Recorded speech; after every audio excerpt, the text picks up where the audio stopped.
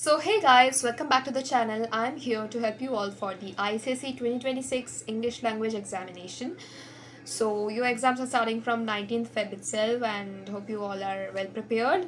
And for your kind information, I gave ICSE last year, that is ICSE 2025, and I'll try to share everything with you all, and also the last minute tips that will help all of you to do well in the exam. So let's get started. So I will go question wise. I will do a detailed analyzation of what are the questions that are going to come, and along with it I'm also going to give the tips and tricks that I followed that helped me.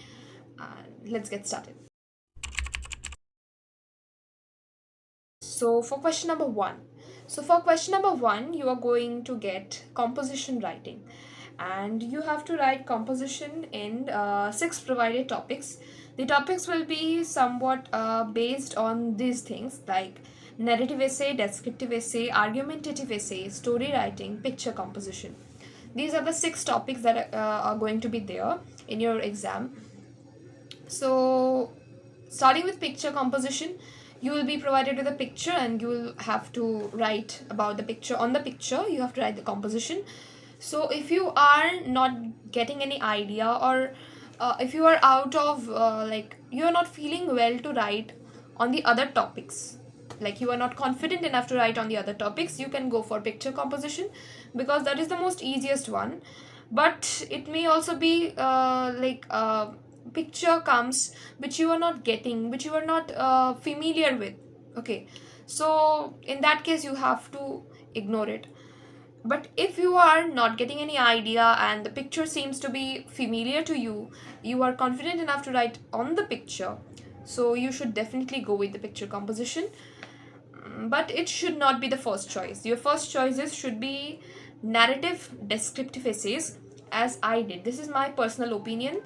I felt like story writing was difficult for me, and argumentative essay was also difficult for me. Essays, but if you are confident enough that okay, I'm confident enough to write about this statement that is given in the question, and you feel like you have a proper knowledge and ideas to write on the topic or against the topic, so you should definitely go for argumentative essay. And story writing, a suggestion that I'm going to give is writing composition should not start with a dream sequence or end in a dream sequence, because ICSE does not accept a dream sequence. That's all I know. And for narrative and descriptive essay, for narrative essay you have to narrate the incident very properly, like everything from starting to the end. You will be told to describe, you will be told to narrate an incident, okay, from your POV, right?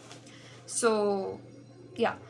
And for descriptive essay you should be working on the five senses, like things that you see around you, things that you smell around you, things that you hear around you. So everything must be included. Your five senses should be included if you are writing descriptive essay.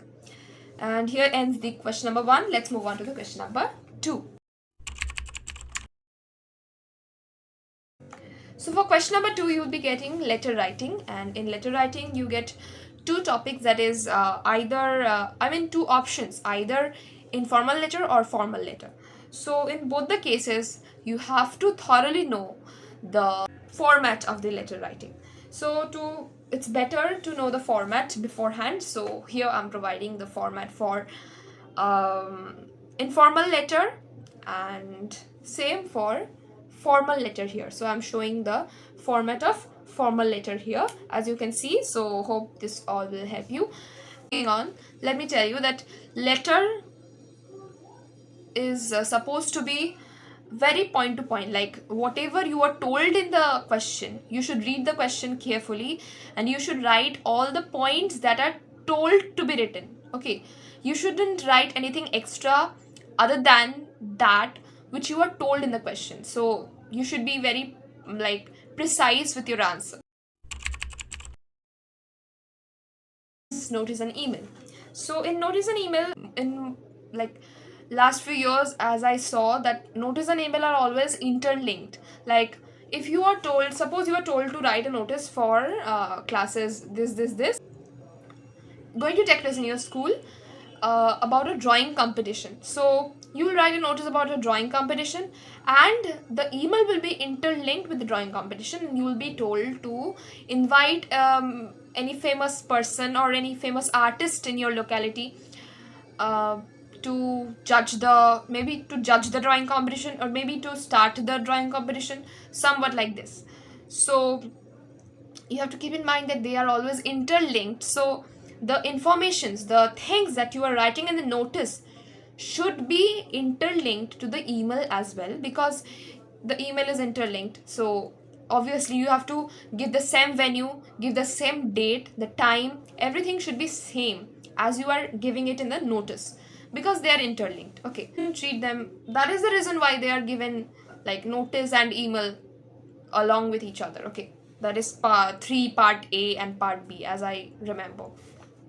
So that's all. And if you all need the format of the notice and email, I'm going to provide you the format of notice here and the format of email here.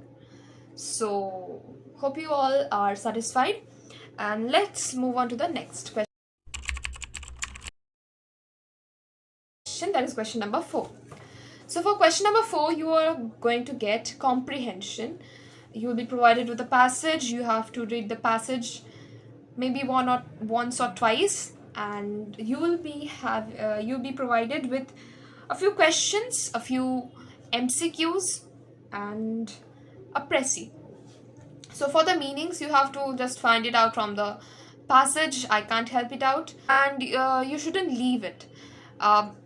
It may be it may happen that you are not confident with the answer, but write something from the options. Okay, like should not leave it out, because it may happen that your answer turns out to be correct. So if you are not well familiar with the word that comes as your meaning, you need to guess it out, or like you can do one thing. You can put the words that are given in the option in the passage where you think that the word is going to fit, and putting the word, if that sentence makes sense to you, you'll put that word in the like answer as well. So that's the only way to write the meanings. And for question and answers, you have to don't directly paste like copy paste the answers. You have to make like very minute changes, like changing a few tenses or changing the voice. Okay, so these are the minimal changes that you have to make while writing the question and answers that are given from comprehension. Teacher, when the teacher is correcting, he or she corrects according to points. So the 2 marks questions are according to 2 points. So if the teacher gets the 2 points, he or she will obviously give you the marks. So try to write it from the passage itself, but yeah, you have to make a few necessary changes, like voice change, tense change. Okay, that's all. And for precis, again for precis you have to follow format. So I'm providing the format for precis here. First you have to do a rough draft, and then you are going to do a fair draft. In the fair draft, there should not be any correction.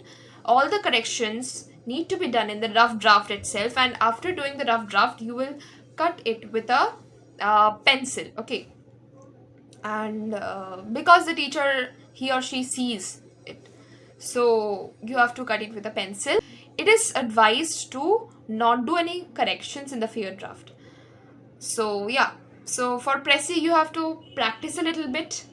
You have to solve a few precis so that you get idea about how precis are done, and I'm obviously going to provide the format here. So yeah,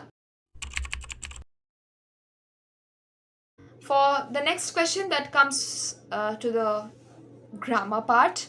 For the grammar part, you are going to get tenses, you are going to get joining of sentences without and, but, and so, and you are going to get prepositions and again you are going to get transformation of sentences. For transformation, it's easy for you all because you all are going to get MCQ format, but in class 11 we don't get. So yeah, so for grammar part you have to practice a little bit, because Grammar is not possible to do within a few days. Okay, it is possible, but maybe you'll not be too much good in it. You have to practice it consistently to get better. So for grammar, I would suggest that the for the rest of the few days, you should be practicing the past year question papers of ICSE, so that you are well familiar with the types of questions that you get, how to do them. And for prepositions, try to read the sentences this, and yeah, that's how I did. I read many preposition sentences and I kept in mind, okay, this preposition goes with this particular thing.